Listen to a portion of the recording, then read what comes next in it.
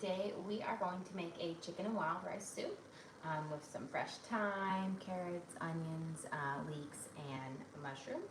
And then we're going to make a pumpkin streusel coffee cake, and we're going to make some corned beef bones. So let's start by getting our onion diced up and caramelizing for our soup, because that always takes a good hot minute. And then we're going to work on our pumpkin coffee cake, so we can have that bake up in the oven while we work on the rest of our soup. And then we'll finish off with our sandwiches. Especially because now that the weather is it's getting chilly, a nice soup and sandwich is just one of my favorite fall winter meals. It's really just one of my favorite meals ever. So we're gonna get, doesn't have to be a super small dice, but you know, good medium size. We're gonna use one whole yellow onion here. That way we're gonna get this lovely onion flavor in our broth. I'm gonna add about a tablespoon or so of olive oil to the bottom of my Dutch oven. I'm gonna turn my heat on to about a 5. And we'll add these onions in and let them start to saute.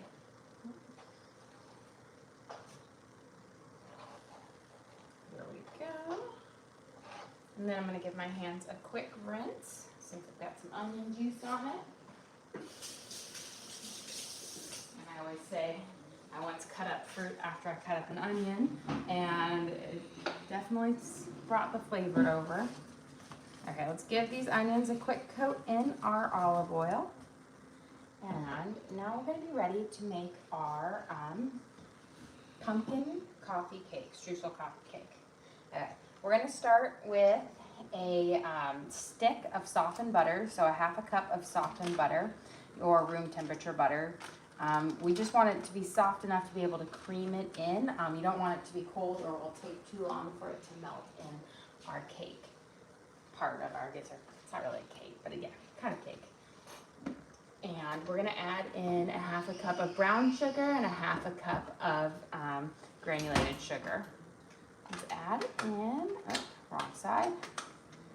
I'll get my hand mixer. You could use a stand mixer if you want, but since this is kind of a smaller batch, I find a hand mixer works great for it. So we're gonna do 1/2 and 1/2 of the brown sugar and the granulated sugar, because I feel like the flavors together, it just works perfectly. I feel like when you use all white sugar, you're missing out on that molasses flavor. But again, too much of the brown sugar, I feel like makes it a little bit denser and a little heavier. So 1/2 of the granulated and a 1/2 cup of brown sugar. And then we're gonna cream this into our butter. And again, we're using room temperature butter. So just firmly pack in your sugar.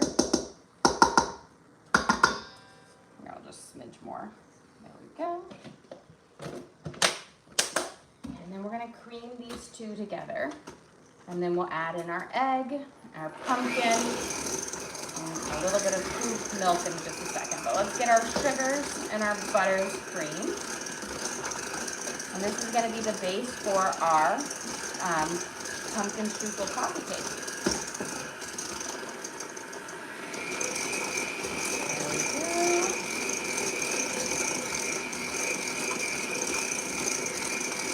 And I just want to make sure I've got almost all of that butter mixed into the sugar. It doesn't need to come into a paste yet. Once we add in our milk and our egg and our pumpkin, it will come together more.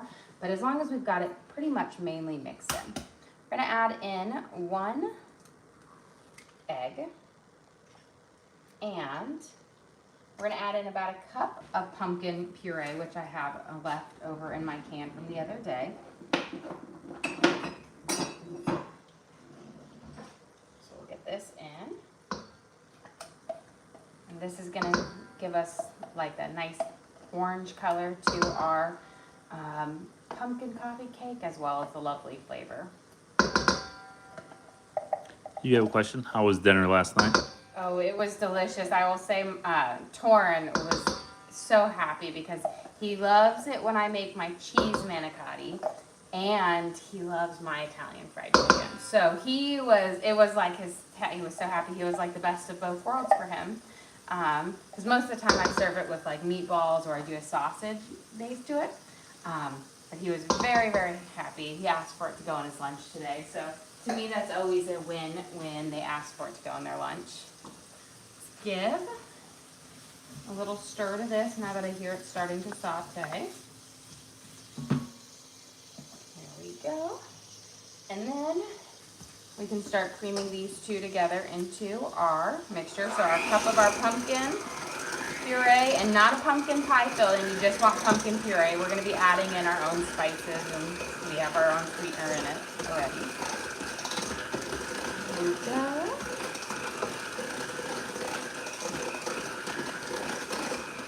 Okay. And now we're going to add in a 1/3 cup of whole milk. You want to use whole milk, not skim, because it's got a little higher fat content and it's not as thin. And a teaspoon of vanilla extract.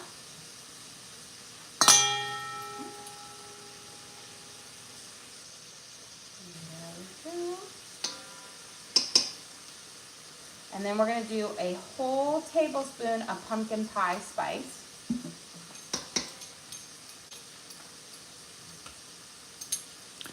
You have a question? Do you ever just do leftovers the next day? We rarely have enough to feed our whole family with leftovers. And I typically, if we do have leftovers, they go to my parents' house because I cook them all of their meals. And so if they don't eat dinner with us, that's their meal for the next day. So we've kind of got a revolving door of meals for them. But yes, I try to cook enough that there's enough for like 2 servings for the next day for them to have. But my parents are out of town, so we did have a little bit of leftovers. So I have a feeling Torrin had it today in his lunch, and I think he'll have it again tomorrow in his lunch because I have 1 more chicken fillet and a couple manicotti left. And we're going to do a 1/2 teaspoon of salt. And then we're going to do 2 teaspoons of baking powder. So the egg and the baking powder are going to be the leaveners. They're going to give the rise on our pumpkin coffee cake. So 1 and 2. And then we're going to give this a good cream together, and then we'll add in our flour, but I like to make sure I get all of my wet ingredients and then my spices mixed in first. So we're going to mix this together, and this will be the base for our coffee cake.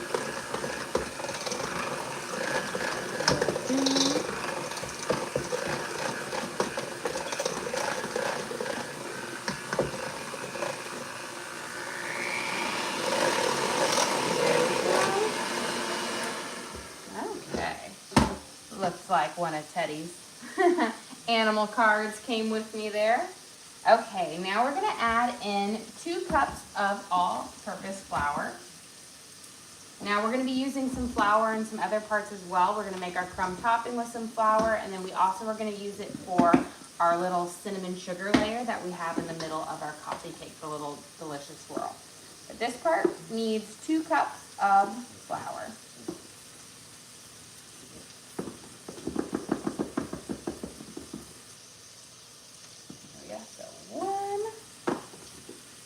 And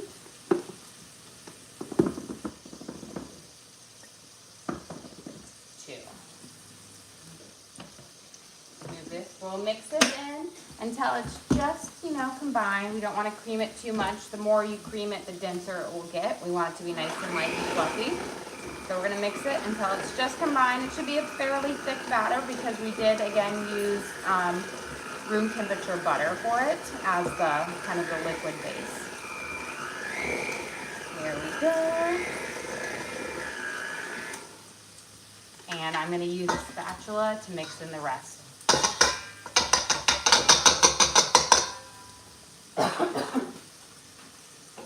Let's give our onions a quick little stir here. I'm going to turn them down to a 4 now that my Dutch oven is nice and hot.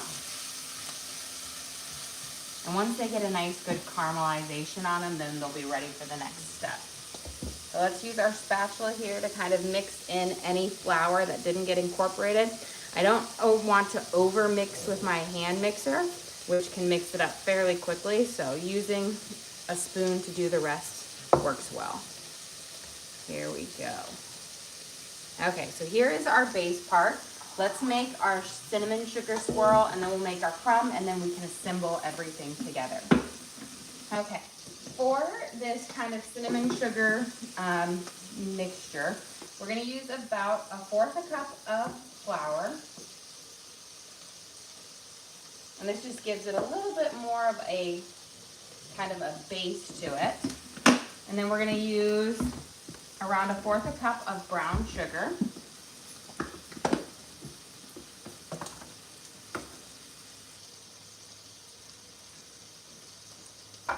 Maybe a smidge more.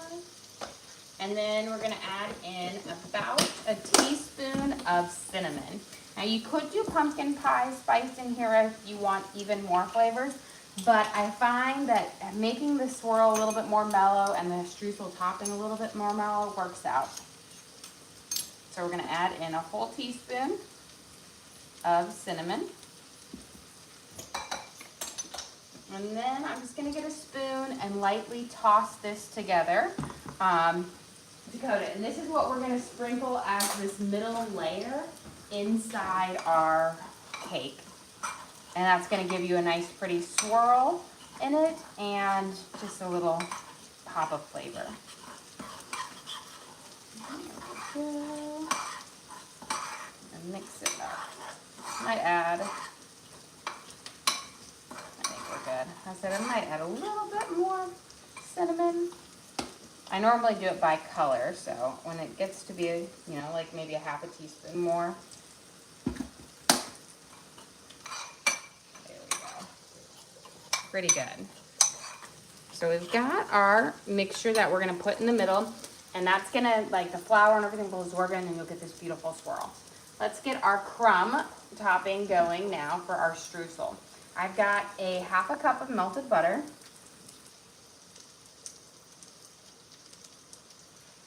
And let me give this a little stir. There we go. I'm going to turn it down. Let it sneeze. There we go. And then, I got a tickle. Okay, 1/2 cup of melted butter, and then we're going to add in a cup of brown sugar. We're going to mix that in, and then we're going to add in a teaspoon of cinnamon, and then we'll add in our cup of flour at the end.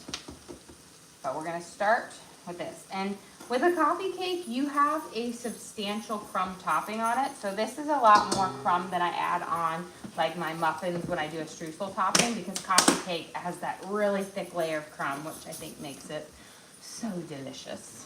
And we're going to add in about a teaspoon of cinnamon to this as well.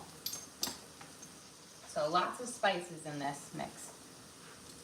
And then before we add our flour in, we're going to mix this together, and that makes all the little flavors kind of work together and incorporates it. There we go.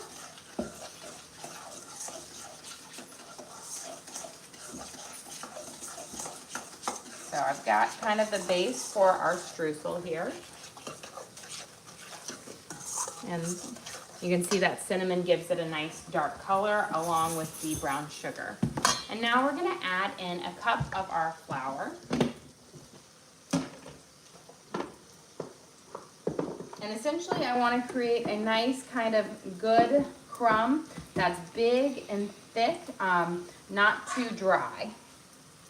So we'll start, and then we'll mix it in and kind of coat it. Sometimes, depending on how it looks, I might add a little bit more flour if it's a little wet.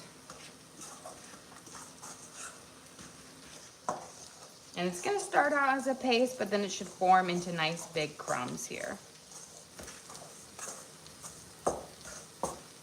There we go. You know what? I might add just a teensy bit more flour. You never know when you scoop it. There's a little air pocket. So I'm going to add about a tablespoon or so more. Don't need a whole lot more because that butter will absorb it fairly quickly. I'm going to use my fingers now to kind of toss it on here. Here we go. That is looking pretty good. You see how you've got some big ones to it, but you can squeeze it to make a big one, but it also falls apart into a nice kind of smaller crumb. Here we go. So we've got our crumb for this, and I'm gonna stir one more time. These are about ready to add our carrots in here, but let's get our coffee cake kind of smoothed and measured out here. I'm gonna move my sugar and my flour over here so I have a little bit more room. And we're gonna start, I've got mini loaf pans so that this will cook up faster. And you got your servings out. You can also do this in a 9 by 9 baking pan if you want. But I just love doing it in the mini ones. It reminds me of back in the day, I feel like it was forever ago, but Starbucks, their coffee cake is now they cut it in squares, but it used to be mini little rectangles, like mini individual ones, and I absolutely love that version of their coffee cake. Okay, we're gonna go in and spoon, I'm gonna get a metal spoon to do this. Spoon in half the batter, half of it in here now, so we can add that swirl. And then we'll add it in a bit more. So don't overfill these. So just take, you know, good size, kind of spread it out. And then we'll come back over with, you know, a little bit more on it. You just need to have a good base layer on the bottom. And again, when this pops in the oven, this is going to heat up and melt, and so it'll get, you know, spread out.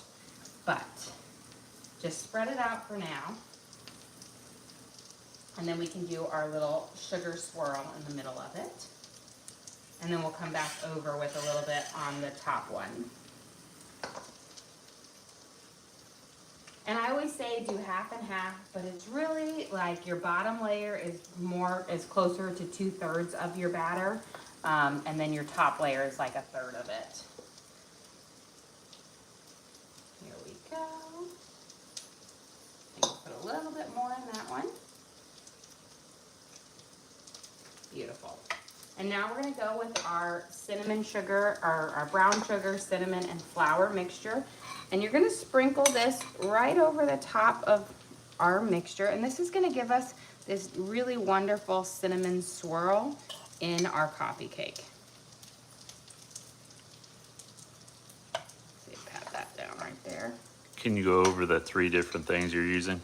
So we have our pumpkin coffee cake mixture, which is the orange looking stuff. This is the cinnamon swirl that's going to be in the middle of the pumpkin coffee cake base. And then we'll add a streusel crumb topping on top. So it will, and that's, you know, a nice, just that crumb topping that you get with a coffee cake. It's just so good. There we go. And what's in the topping? The topping is butter, brown sugar, cinnamon, and flour. There we go. And we have a little bit left over that we can dust over the top of it. Wrong one. We need this. Now we're gonna go back over, but before I do that, let's give these onions a quick stir. I'm gonna bring them down to a low because they are just about ready. I have a few that are still a little opaque, so once they get translucent, they'll be perfect. And we're gonna go over and we're gonna scoop our coffee cake mixture over the top of this as well. And don't worry, you don't have to get it to spread perfectly across it. When it bakes up and hits that heat, that butter in there will melt and it will melt over the top. Now your swirl will not be like a perfect line, but more like a wavy line in the middle of your coffee cake here. And I always say start out with less over each one and then come back in. The worst thing, you know, is if you put too much on them and then you have to kind of scoop out from every single one coming back. A question, do you enjoy baking or cooking more? I enjoy cooking more because baking is very much, I always say baking is like an equation. You've got to have pretty accurate amounts of certain, you know, of like the leavening agents and eggs and everything for it to get the rise and to come out. And so there's really less to play with. Where cooking, I feel like, is all about, different flavor profiles that come together, different cooking techniques that you can use. So I really enjoy cooking and experimenting with new flavor combinations or new ingredients.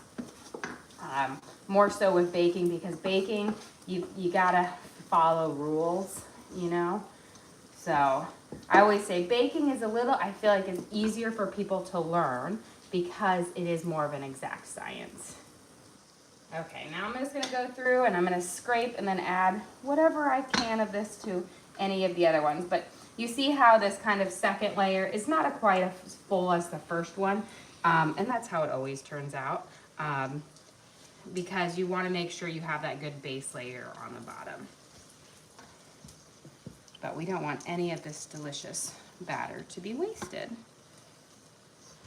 Okay, so we'll put this in here and then we're gonna go back over with our crumb topping on here. And then these will go in the oven to bake at 350 for about 22 minutes. Okay.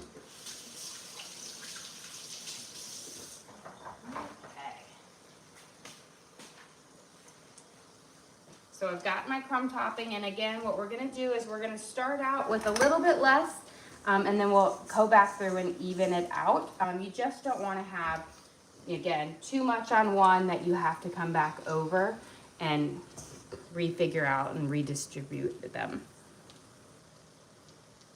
So we'll go through, I kind of just grab a handful to start with, and then I'll finish off filling any bare spots. But different from, just a streusel topping, with a coffee cake, you have a much thicker layer of this crumb topping, which makes the cake part take a little bit longer to bake because it's a really great insulator. So it takes a little bit longer, but worth it. Here we go. And then we'll add. Now I'm going to go back through and fill in any ones that are a little bit more bare.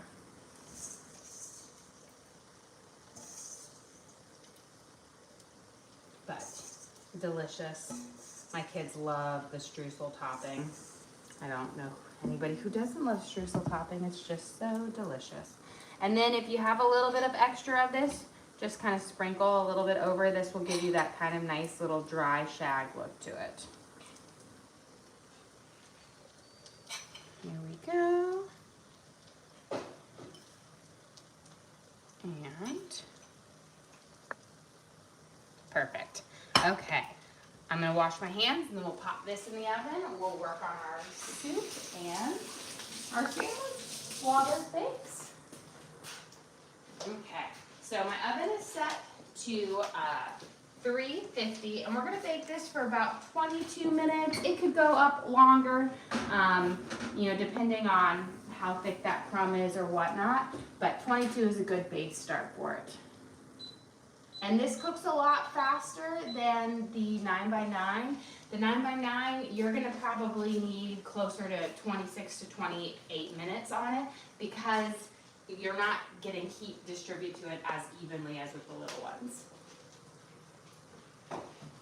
And if you did this in a muffins, you could cut your time down to like 20 minutes.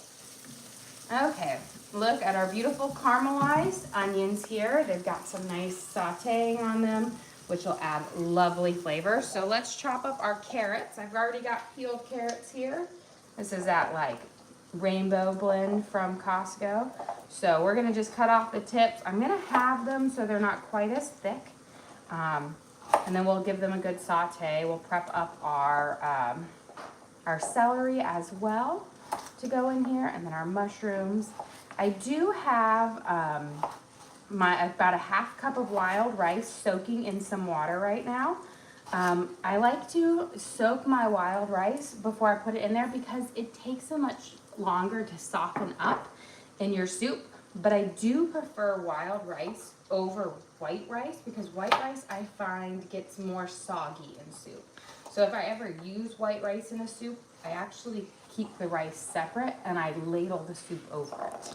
You have a question? Have the Halloween costumes been decided? Yes, they have. So I feel like maybe my husband and I influenced these ones a lot because of our childhood, but the show's back out. But we are going as DuckTales characters. So I'm going to go as Scrooge McDuck, mainly because I really like the costume and I think it's funny. And then my husband's going as Darkwing Duck.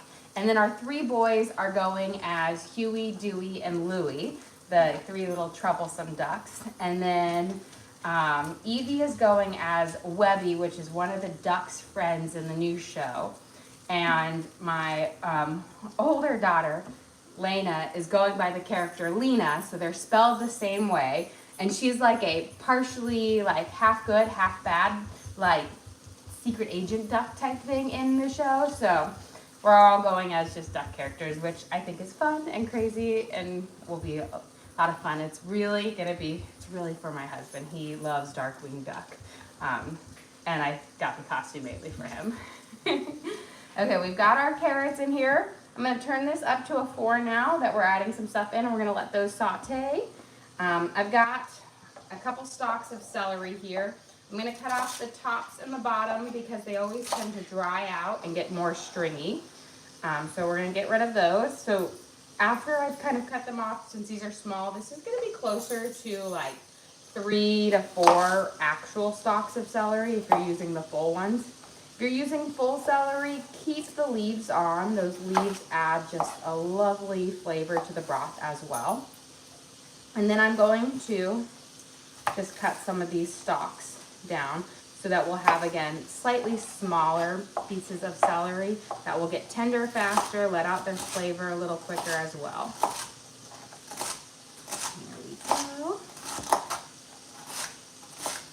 And again, I like to have little bits of veggies throughout my entire soup versus having, bigger chunks. So again, this is probably closer to like a cup, maybe a little like a cup and a fourth of diced up celery. If you want to do it in cup measurements. We're going to give this a good saute. And sauteing the vegetables for the soup is going to start the cooking process, but it's going to really bring out their natural flavors so much better than just throwing them into broth. So it's just a really great way to enhance your broth of your soup and make it more lovely. We're gonna add some mushrooms because for me, wild rice soup or chicken and wild rice soup always has mushrooms in it. I just love the wild rice with the mushrooms,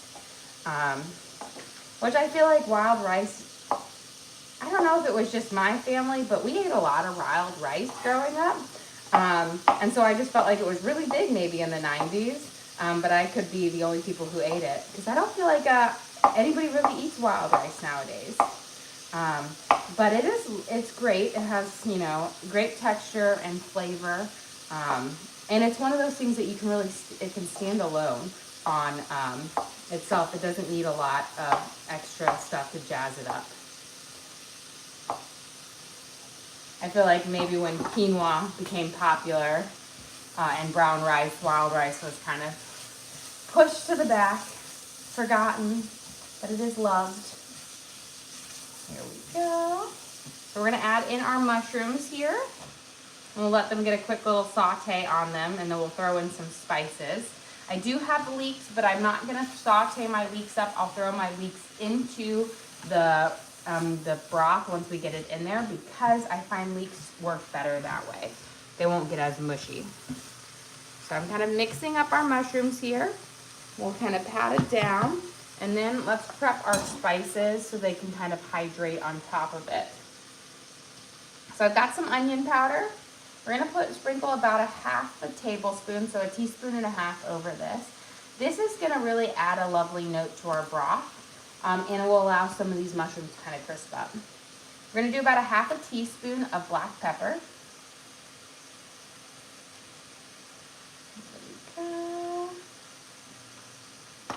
We're going to throw in 2 bay leaves.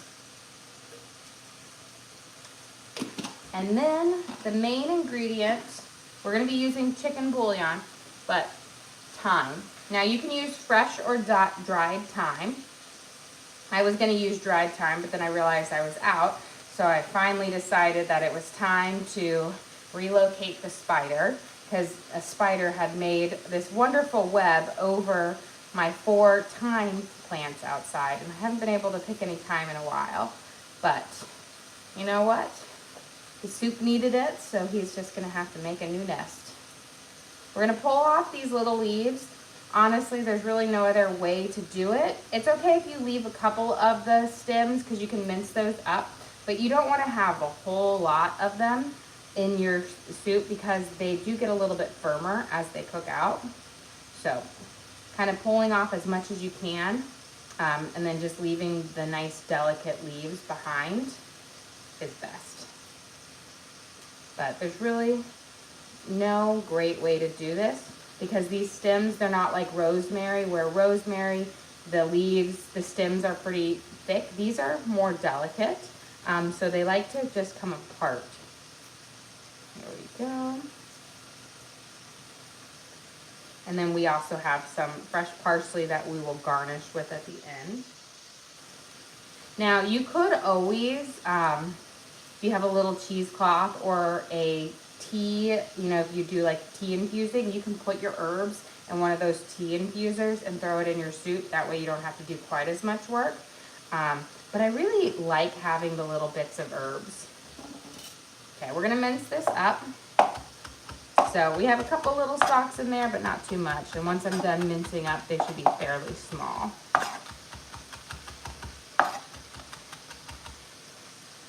We'll get a couple little mushroom bits in there as well.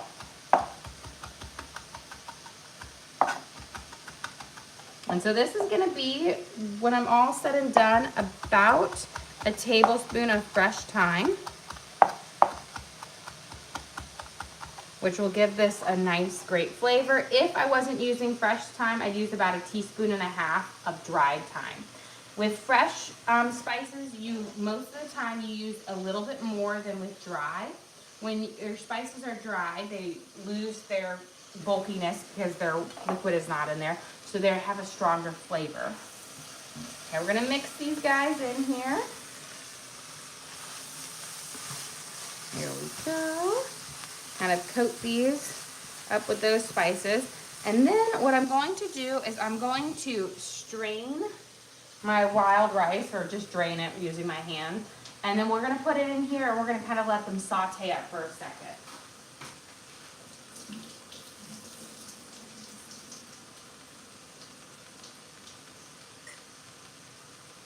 And this just helps it soften up a little bit faster. And again, this is 1/2 cup of wild rice. You don't want to put too much rice when you're making a rice soup because it does absorb a lot of liquid and grows inside. Okay, we're gonna let these kind of saute up for just a second. There we go. And then we're gonna add in our water and chicken bouillon. You could use chicken broth if you want.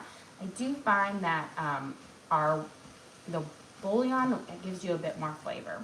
But before we do that, because I like a slightly thicker soup for our kind of wild rice and mushroom, I am going to sprinkle a little bit of flour over it. Now, if you like a nice thinner broth based, you can leave the flour out. But we're gonna put, this wants to come out, there we go. About, I want to say like 1.5 tablespoons of flour here. Not too much, because again, we don't want it to be too thick. But we're going to kind of coat this up. That way when we add in our broth, it will make a nice thicker base to it. And then of course it will get thicker and thicker as the rice also absorbs up the liquid. And then I have shredded chicken that we will throw in. But since this was when we made chicken noodle soup the other day, remember I made a bunch of chicken and I saved some aside to use at another time. We're not gonna put it in now because if you cook the chicken after it's already been cooked, it will fall apart. So it's better to be added in at the end. So we're gonna start by adding in about 1 cup of water. And then we're gonna mix this around, kind of coat up everything. Here we go. And just make sure you scrape the bottom of your Dutch oven, see if there's any tasty bits or spices that are stuck below. And now we'll add in another cup. And then once we add all of our water in, that's when we're gonna add in our bouillon. Here we go.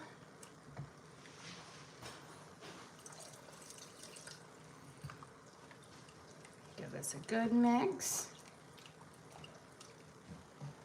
And then let's add in our last little bit here.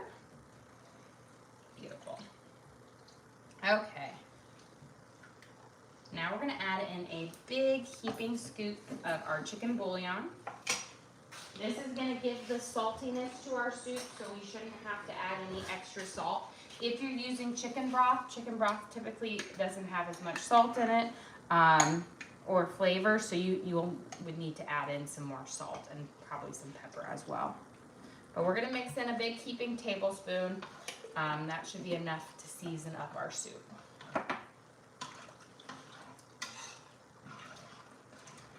There we go. And we're gonna let those simmer together for a little while.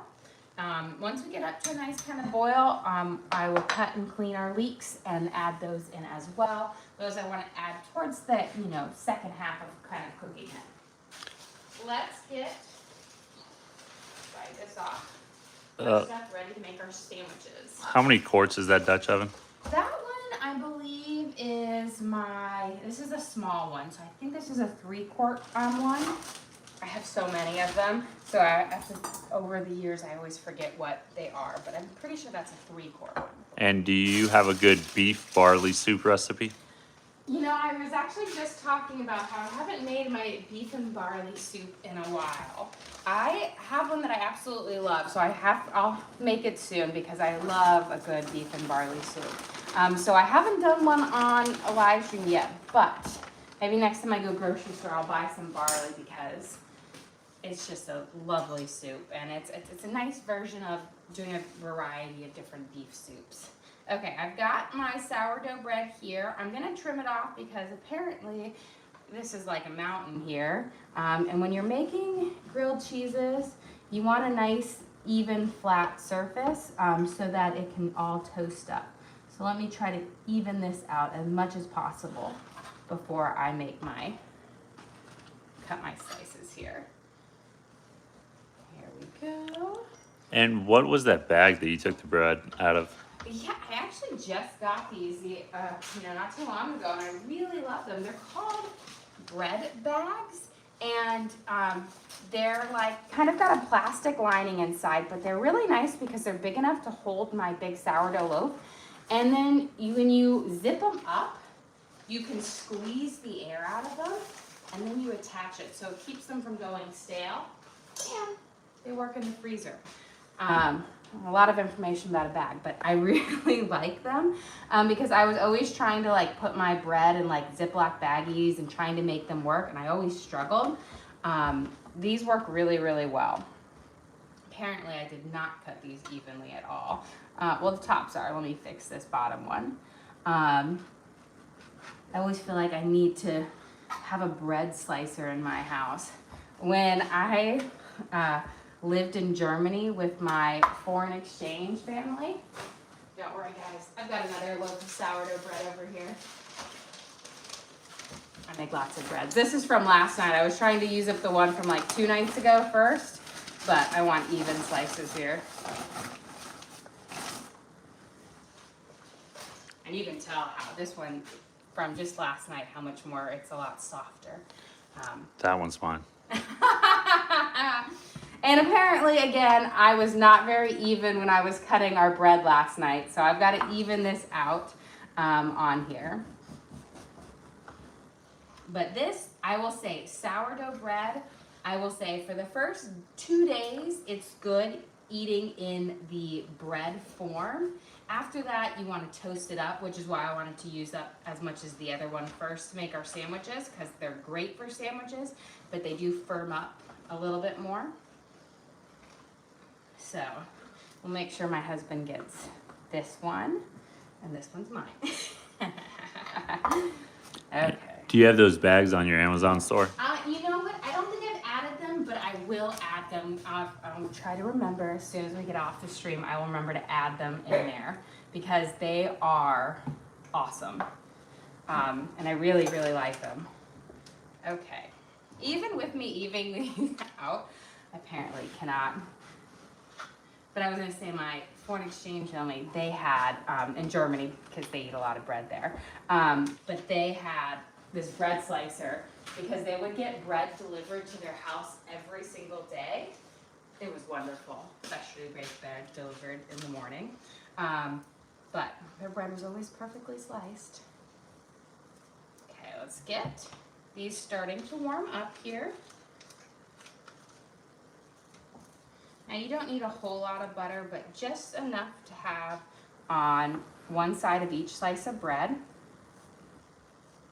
And that's going to allow it to crisp up nicely. Again, which is why you want to have a flat surface so that whatever is actually touching our griddle here will get the nice heat to it. Okay, I'm going to turn on my griddle here, let it start warming up so that I can start cooking our sandwich while we start prepping it. Okay. We're going to do two types of cheeses. We're going to do Havarti and a little bit of Gouda because we're running low on Havarti cheese. I will say I'm doing a corned beef melt here. And with corned beef, you want to do a milder cheese. So Havarti, Gouda, Swiss Wurst Provolone, Munster. You want to avoid cheeses that have a lot of flavor like a cheddar because corned beef has a lot of flavor and you don't want your cheese to be competing with your corned beef. It's the same thing when I do with like salami. And then I just make sure that none of my cheese is gonna melt over the top of my bread onto my skillet because I don't want it to get all like burnt. And then we've got some good old corned beef. Now corned beef, it's not always easy to find, but if you go to your deli section, you rarely can find it already prepackaged. But in the deli section they have it and it is just so delicious. There we go.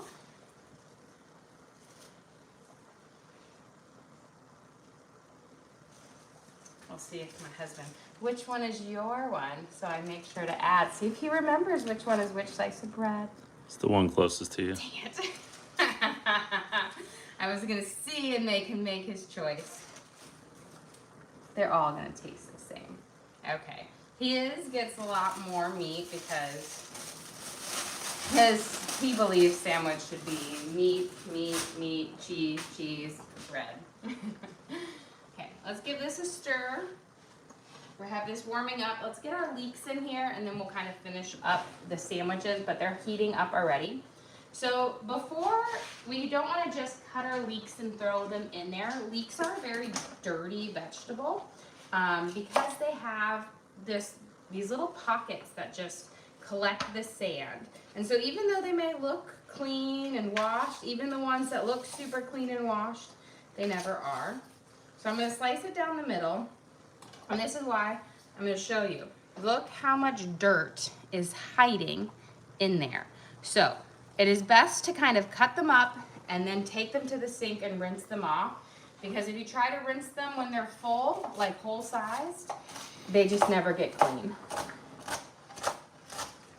And you could throw them in a salad spinner as well, but they are a lovely vegetable, so don't be scared off because they are full of a lot of sand and dirt. Just make sure you wash them really well. So I'm going to put them in my little pop-out colander here. That way I can really spray them off and clean them.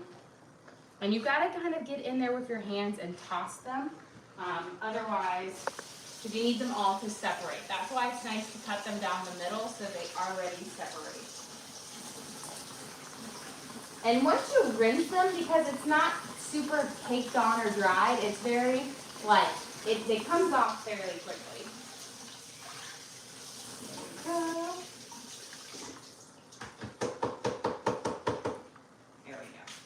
we've got our nice cleaned off leeks. We're gonna add them into our soup here. Give it a good shake down. And then, because our cutting board is nice and sandy, you flip it over and we've got a nice clean space for it. Okay, so we're gonna give this a quick stir. Mix in our leeks. We're gonna let those simmer. Once this kind of comes back up to a nice boil, we'll throw our chicken in on here. Let's go, as these are heating up over here, I'm gonna check on them. Let's go and check out our loaves, see if they're ready. I'll give them a tap. Again, sometimes they take longer depending on how thick you've made the streusel topping. But you can already see how much they've puffed up since we put them in. So I'm gonna give them a little tap. And you know what? I think I'm gonna have these cook for about 2 more minutes. But I'm gonna give them a good rotation. They're close, but still where that really deep part, they need a little bit longer. So let me put my timer on for 2 more minutes. Always check. I always give like a little love tap. If it's firm when you touch it, then it's done. If it has a little bit of a bounce and goes in, then you want to leave it in there for 1 to 2 more minutes. Because if you take it out, it will sink down and then it will be like doughy. We're gonna put a couple pickles in our sandwich. Now I know with corned beef, sauerkraut is a very common, mix in, but I like to change it up in time. So sometimes I do sauerkraut, sometimes I do some diced up pickles to add that kind of tanginess. And so we're gonna do, if I can fetch these, there we go, 4 pickles to do for these 2. When I do pickles, I like to use Dijon mustard. When I do sauerkraut, I like to use Chick-fil-A sauce. So they're just add a little bit of different flavors. I'm gonna just cut them very thin. But with corned beef, which is a pretty seasoned meat, I find that the tanginess really kind of cuts through those flavors. Let's see how these are cooking up. I can hear the butter melting. Good. Apparently I did not cut through that one all the way, so we'll go back. You don't need a whole lot because I feel like if you put too much on here, then it just kind of competes. But I like to add a nice little bit between each one. And then I'm gonna just recut this one because I did not cut all the way through. Here we go. And perfect. So we have that. I'm gonna give our soup a little stir here. You can see it's got a nice kind of thicker base to it, especially as that is cooking up. We're gonna put our Dijon mustard on here. We don't need a whole lot. And then after we got this on, we're gonna use this for both. Nice kind of thin spread. And I just like a little bit of it, but it adds a nice little flavor. And then we're gonna put our Gouda cheese on, and then we'll grab our little pumpkin loaves right out of the oven, because they should be ready. Let me grab my cheese. Okay. So we used Havarti on the bottom, and so we're gonna use some Gouda on the top to give it a nice second layer of our creaminess to it. Here we go. So, again, a mild creamy cheese works the best for using like corned beef or pastrami or salami because they're pretty strong flavored. Okay, let's put these guys on and let's go check out our loaves, see how they are focusing. I want to just make sure I'm ready for quick rotation. Let's see how these are doing. So I'm going to slide them out, give them a little bit of a tap. You know, I still think they need a minute or 2. I will say that insulation just works on there. Okay, 2 minutes, and then they should be done. I just don't want them, I want them to be fully all the way through. Okay, let's get our sandwiches flipped up right here. There we go. Let me grab my spatula. There we go.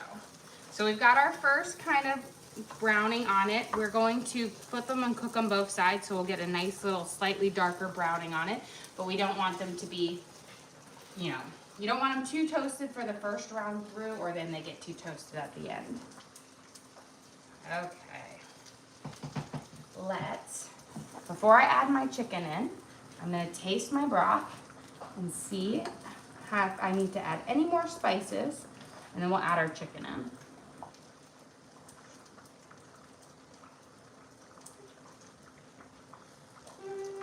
And you know what? I think I'm gonna add a little bit more pepper.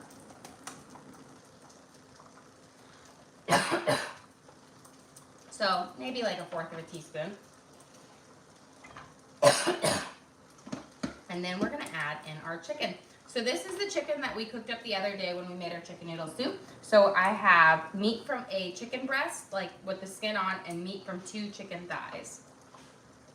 I have already shredded them, so I should be able to put them in here fairly well. You have a question? Have you ever used a panini press? I actually have a panini press, and I used it all the time. And I love paninis and everything. I find when I have to cut my own loaves, I can't quite cut my bread thin enough to fit in the panini versus when you get them already at the store.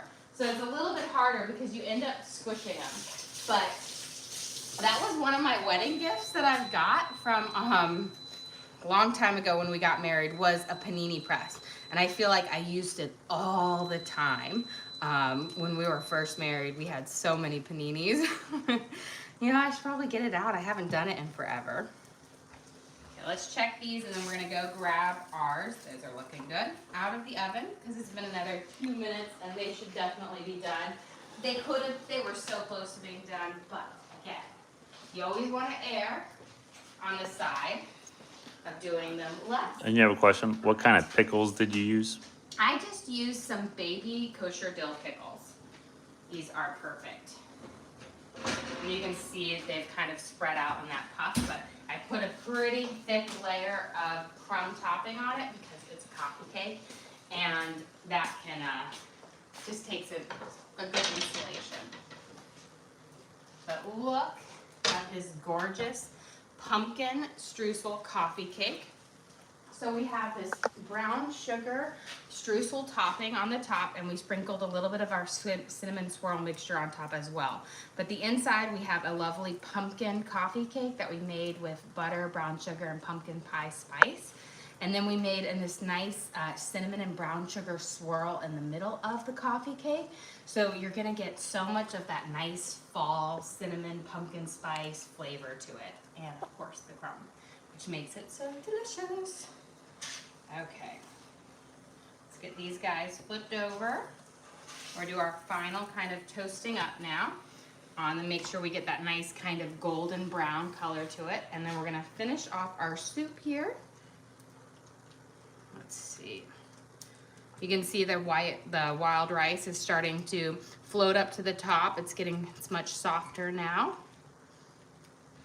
And I will say, wild rice works really well in soups over white rice. White rice will get soggy because it's lost its kind of protective shell. And so this kind of will stay in its, without fluffing up too much.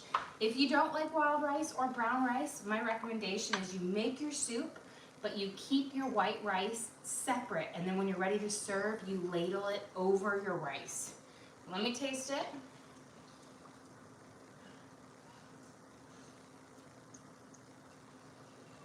Perfect. There's a little bit more chicken flavor now that we have our chicken in, and then we have that pepper was just what I needed. Okay, I have some fresh parsley from my garden, and we're gonna throw this on at the last minute here, right when we're about to serve. You don't want to put your parsley on too soon because it will wilt and lose its flavor. It's a finishing herb. It's the same thing with green onions or chives, they're finishing herbs. Yo has a question for you. What's for dinner tonight? You know what, tonight I actually have somewhat of an idea. I think I'm going to do a pot roast because my daughter has this is like her crazy night soccer one.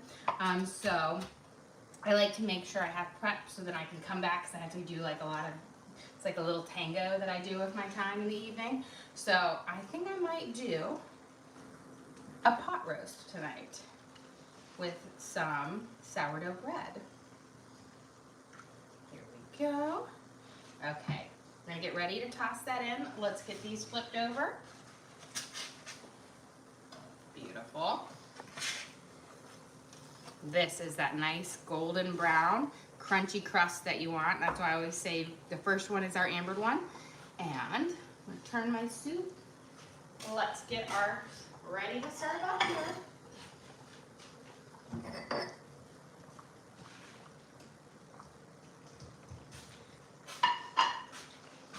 Okay. As we work on it, I'll get this stuff out of the way real quick.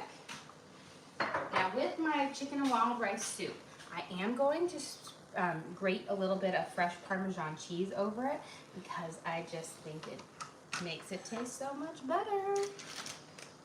So I've got my parsley to garnish with, and then I'm gonna get my Parmesan cheese out here, and my grilled cheese should be nice and toasted when we're ready for it.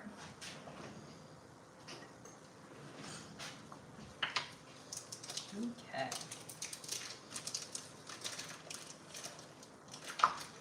Let me grab our ladle, and then we will be ready to serve up our lunch. Turn this guy off. But just look how thick. We've got this nice kind of thicker broth to our wild mushroom soup. It's just looking amazing. Okay. Beautiful. Look at this gorgeous grilled cheese. I'm gonna turn this off. I'm gonna slide it right over here. For lunch today, we have our amazing corned beef melt on sourdough. This is quite an impressive sandwich here. And we are going to serve this up with our wild rice and chicken soup with mushrooms, celery, onions, carrots, chicken, and of course, wild rice. The herb we use today to give it just a really lovely note is our thyme, some fresh thyme from our garden. We're going to garnish this with a little bit of fresh parsley, also from our garden, and some fresh Parmesan cheese that we're gonna grate over there. This is gonna add just a lovely little bit of saltiness and cheesiness to our soup. And then of course, for dessert, we have our delicious, let me see if I can slide this guy out, pumpkin coffee cake loaves. Look how beautiful that is with all those delicious crumbs on there. So we've got a pretty epic lunch today, which is nice for the lovely weather. Well guys, thanks so much for joining us here. Don't forget to like and subscribe. I try to do live cooking shows every single day, kind of show you what we're making for our family and hopefully teach you guys something along the way. Again, we do upload all of our videos to the link on our page, so if you ever want to recreate these recipes at home, you can go to that link and search for what we made.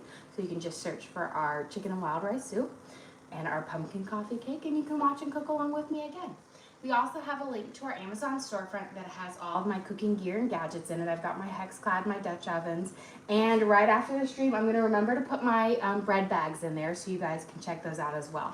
But again, thank you so much for joining us here. Don't forget to like and subscribe.